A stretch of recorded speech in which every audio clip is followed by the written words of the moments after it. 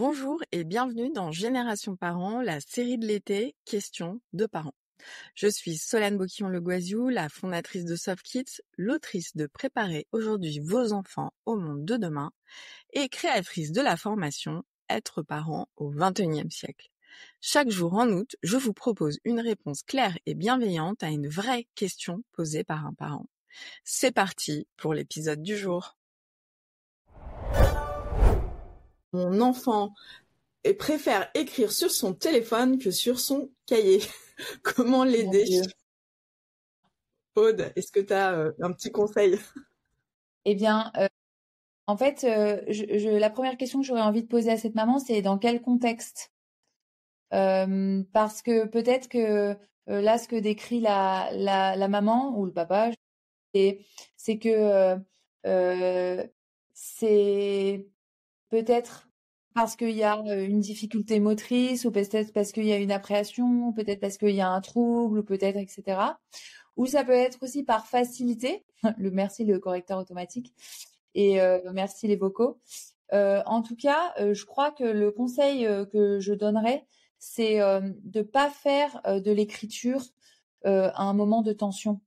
C'est-à-dire que on a tous connu avec nos enfants les devoirs qui dégénèrent, qui tournent en crise de pleurs, en punition, en va dans ta chambre, etc.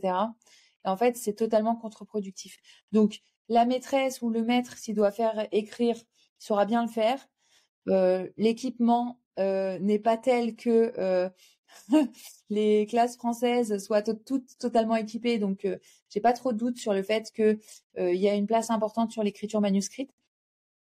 Je trouve ça génial qu'un enfant veuille écrire. Moi, je prends des notes toute la journée sur mon iPhone. Ça m'empêche pas d'avoir des carnets partout dans mes sacs pour noter des phrases ou des formules ou de laisser des cartes à mon mari. Donc, L'un n'empêche pas l'autre. Je suis pas inquiète, non. Et d'ailleurs, ce qui est très intéressant qu'on remarque avec le CNRS, c'est que l'écriture numérique n'a pas la même fonction que l'écriture manuscrite.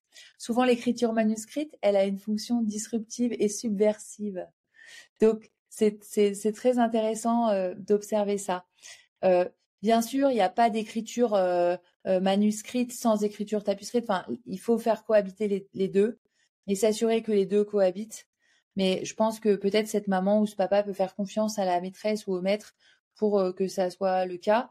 Et il faudrait peut-être qu'on sache l'âge de l'enfant aussi, parce que c'est tout à fait différent. Moi, ce que je conseille aussi, c'est qu'il n'y ait pas de téléphone avant que l'écriture manuscrite soit parfaitement ancrée. Ouais. Voilà. Oui, parce que là, il y a un téléphone, donc on se dit peut-être collège.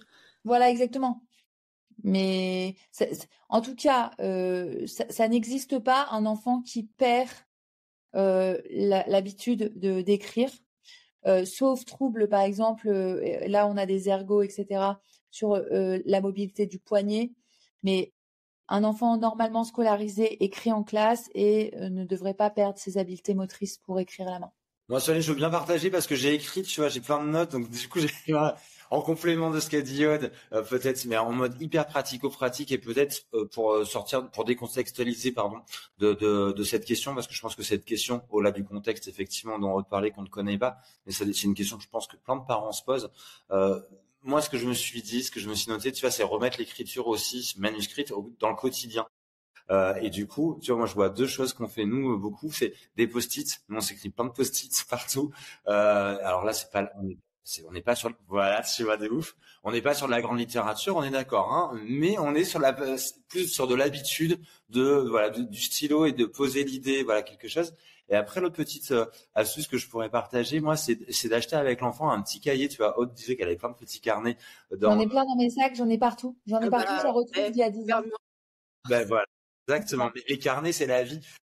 C'est d'acheter avec l'enfant un petit carnet, de le faire choisir et en fait de lui proposer d'écrire au quotidien, mais justement en mode sur des choses qu'il kiffe. Donc ça peut être genre mode raconter les vacances, mais par rapport à ses passions.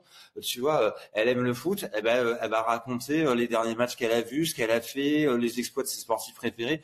Il aime la musique, il va raconter, je sais pas moi, la dernière musique qu'il kiffe, l'artiste, je sais pas, peu importe. En fait, c'est un prétexte. Mais de le remettre dans le quotidien et de le faire manier au quotidien. Voilà. Mais ce que tu dis, Pascal, c'est super intéressant parce qu'en réalité, les enfants ne font rien d'autre qu'imiter leurs parents. Et oui. Et moi, plus j'écris, plus je vois mes enfants.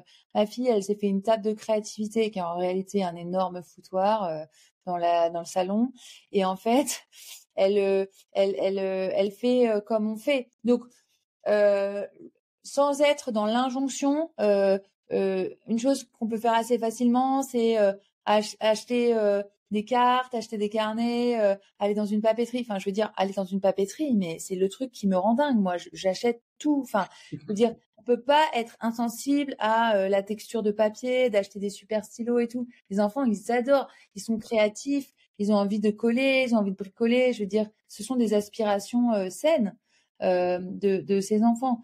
Donc voilà, se mettre dans des situations qui prêtent à écrire sans être dans une injonction pour en faire une fixation qui va crisper tout le monde, quoi. Ouais, carrément. Peut-être un autre exemple, moi du coup avec les miens, mes enfants, notamment le plus grand qui est en CM1, il adore les Monopoly, il adore les jeux de société et tout. Et en fait, ce qu'il adore, c'est créer ses propres jeux. Et en fait, tu vois, il refait des cartes, il recrée un autre Monopoly où il refait les cartes, les machins, les billets, les trucs. Et au final, il a pas l'impression de faire quoi que ce soit. En fait, il apprend énormément de choses en faisant ça, alors que c'est quelque chose qui lui plaît et qui fait par plaisir. Donc au final, c'est effectivement essayer de retrouver du plaisir en passant par les passions, c'est sympa aussi. Et moi, je donne une dernière astuce, parce que moi, j'utilise beaucoup les post-it avec mon aîné. Et je lui pose des post-it où en fait, c'est pas moi qui parle. Par exemple, je dis j'aimerais bien être rangé, signer ton bureau. J'aimerais bien que la couette soit bien mise, signer ton lit. Et c'est devenu un petit joke parce que lui, du coup, il répond. Et du coup, ça fait de la discussion aussi. Et c'est assez, c'est la petite astuce aussi pour qu'il s'occupe un peu de. Et en plus, un peu en mode CNV, tu sors du tu qui tue, tu sais, tu n'as pas rangé ta chambre, tu machin, donc hyper smart. Je trouve que c'est l'objet qui parle, c'est hyper smart. Merci d'avoir écouté cet épisode de la série Questions de parents. Si ce contenu vous a parlé, vous a fait réfléchir ou vous a rassuré, pensez à vous abonner à Génération Parents pour ne rien manquer des prochains épisodes. Et si vous voulez aller plus loin dans votre posture éducative, je vous invite à découvrir nos ressources et ma formation en ligne Être parent au XXIe siècle. Un parcours simple, concret et bienveillant pour accompagner vos enfants avec sérénité dans ce monde en mouvement. Le lien est juste dans la description de l'épisode. À demain pour une nouvelle question et d'ici là, prenez soin de vous.